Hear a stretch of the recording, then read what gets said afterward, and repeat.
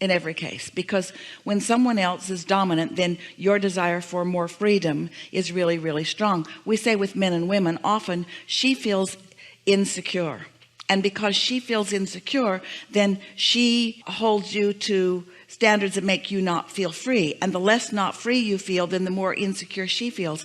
And even the dynamics are almost the same going on here.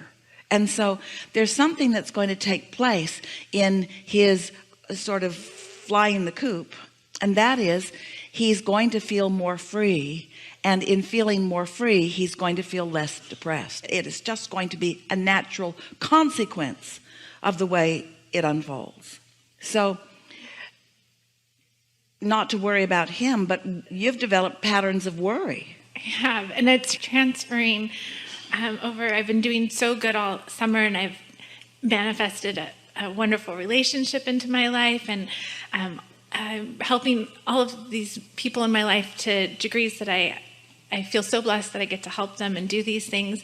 And I'm working on to transitioning into buying my own house in like 2 months, and I have all of this the same fear that feels irrational, like it's not, there's no logic in it, but I'm like sabotaging myself with fear that comes up, and I don't know what to do with it or how to get rid of it. Well, here's what's interesting about fear of the unknown.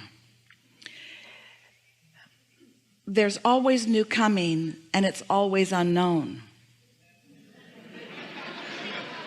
And so if you've developed these patterns of fear of the unknown, then you're holding yourself in a pretty tense position much of the time. And it could be amazing. Like everything could work out. So the fact that I have this fear, I tell I have this conversation, I try to aid myself. But you're not really trying to convince us, because you know that we are unconvincible. So what do you think this conversation is about? Why do you feel the need to verbalize your fears? Where do you feel an impulse to verbalize your fear? Just don't try to give us too quick of an answer. Just sit with it a minute. It's law of attraction.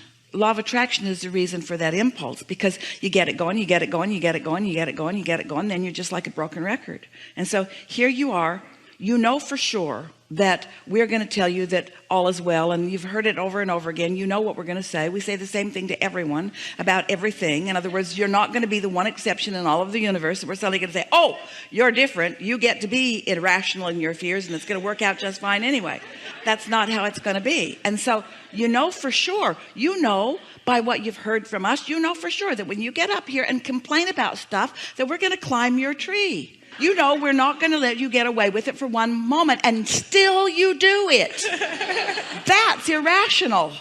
But why? Why do you do it? Because I can't not do it, Abraham. I can't not do it. I can't not do it. Why not? Because momentum has it going. Well, how did momentum get going? Because I've been doing it. So Abraham, are you saying because I've been doing it, I can't stop doing it? Yep, that's pretty much the message. Well, then what do? Well, a lobotomy is recommended. You got to do something. So what do? If you've been thinking thoughts and it produces more thoughts and produces more thoughts, how do you stop doing that? Well, for one thing, life keeps causing you to ask for more. In other words, the stakes get higher and higher. Your desire becomes more and more. It goes like this. If you've sifted through contrast and you ask for something and you don't line up with it, don't worry, it will get bigger, because the contrast will get bigger and you'll ask stronger. So you've asked stronger. Now you've got someone you care very much about. That's a strong desire. So now you're asking stronger, but you're still not lining up with it. So what happens? You ask stronger, and you're still not lining up with it. So what happens? You ask stronger. This is just the way that it works, until eventually there becomes a big enough asking that sometimes you can let go of your beliefs and your asking can dominate. But that's the hard way to go about life. Esther has a friend who moved to a ranch in Colorado some years ago, and the ranch was big and right on the edge of a national forest, and in the national forest are lions and tigers and bears. Oh my. All kinds of scary stuff out there in that national forest. And her friend said to Esther, there are so many things to be afraid of, I've had to give some of them up.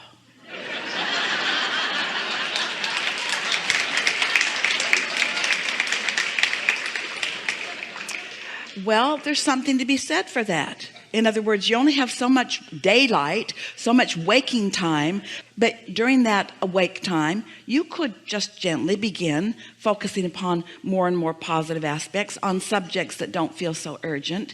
And don't beat up on yourself for law of attraction carrying you down the rabbit hole on the subjects that you've already got momentum. That's a sort of natural thing. But just accept that your thoughts are generating more thoughts, are generating more thoughts. You know, you only have to think a thought for 16, 17, 16, 17, 16, 17, 16, 16-ish, 16 seconds before another thought like it joins it. That's how fast the response of law of attraction is.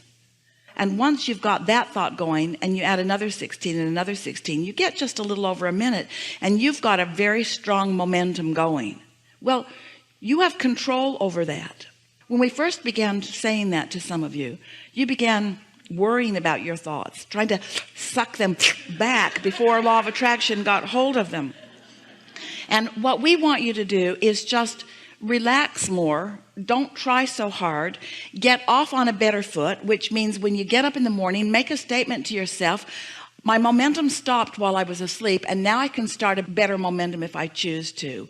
And when you hear yourself repeating that same story that's so easy for you to repeat, next time you do it, it's going to sound a little off to you because we've shined a spotlight on its offness. You do not need to keep repeating the things that are not pleasing to you. See if we can shake you up just a little bit, all of you. It's like you think that there's a giant mother in the sky that if you complain enough, she will grant you a better hand. And being a mother that's been trying to do that all along, She's like, can I do that? I would love to do that. we want to say to you, there's not some figure who is bypassing, we can say this better. When life causes you to ask, we're all over it. But when you're out of sync with what you've asked for, that's on you. Esther will say, Abraham, I know I'm not in alignment with you, and that's why I feel so awful right now. But just this once, couldn't you join me where I am? Instead of me needing to cause my vibration to rise. And she knows that that's not going to happen because that's the value that we have to her. That's the value that your inner being has for you. You've just got to find some way to set your tuner on the same frequency that your inner being is offering. So your inner being offers love, you offer worry. Your inner being offers love, you offer trepidation. Your inner being offers love. In other words, you've got to find the match.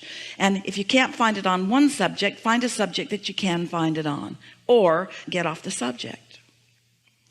Thank you for giving us tools to help us change our vibration. So where are you at now? In other words, all we've done is tell you what you already know, and nothing's really shifted that much except that we've told you what you already know. So what's going to be different for you now? Tell us something that you feel about your son going off. Tell us something right here and right now that feels good when you say it. That I know that the freedom that he's gaining is going to build momentum for him. Okay, now you can make it less complicated. He's going to feel great in his freedom. In his freedom, and that's He's going to just feel going to good. feel really good in his freedom. Now sit with that for a minute. He's going to feel really good in his freedom.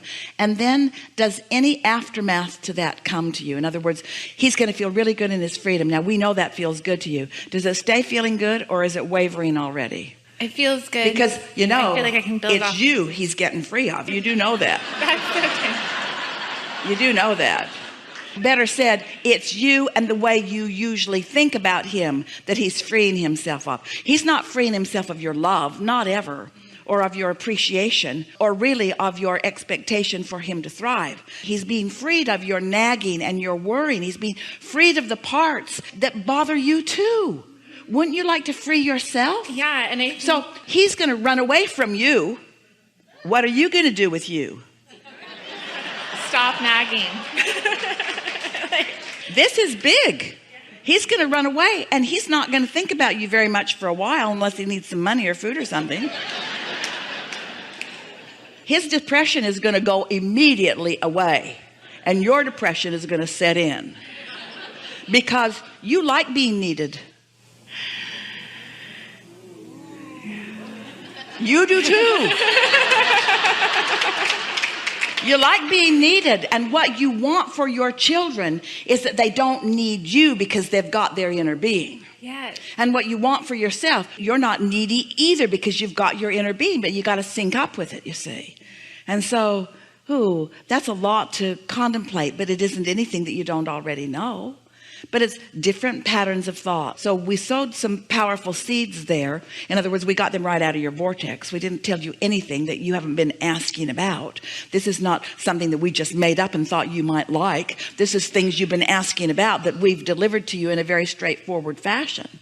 And so it's true of so many people who care about so many people. There's something that you picked up along your physical trail that's really distorted. It's a flawed premise.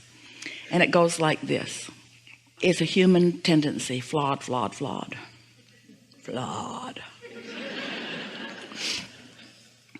I'm going to exhibit my love for you through my suffering about you.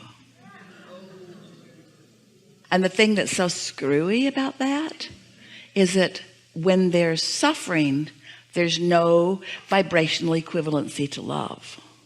So the very thing that you mean to give to them through your struggle and suffering, you don't have access to because your vacuum's not plugged in. You kind of have to get it straight in your mind. When do you have something to give your child or your friend or anybody? When you're feeling at your best.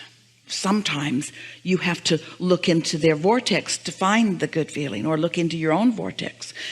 Often you can't look at the reality that's currently in existence to find it, but you have to want to find it so much. That's that emotional thing that you were talking about. You have to want to find it so much that you find it in spite of what's going on. I want satisfaction so much, I'm going to tune myself to it. And after a little while, you'll just get used to feeling good, no matter what the subject that you are focused upon is. So now where are you? You heard all of that, didn't you? So now pretend like you just walked up the steps and you sat down and you want to talk to us about your, who is it? My son. And what's going on with him? He's turning 18. It's really exciting. He's starting a new phase in life. I'm really excited. It's a whole different person than she was describing earlier. It's a whole different person. So it's a whole different person. And all that other stuff that has been or even is totally irrelevant. And I'm excited for both of us for what this is going to look like for the path that we're both doing.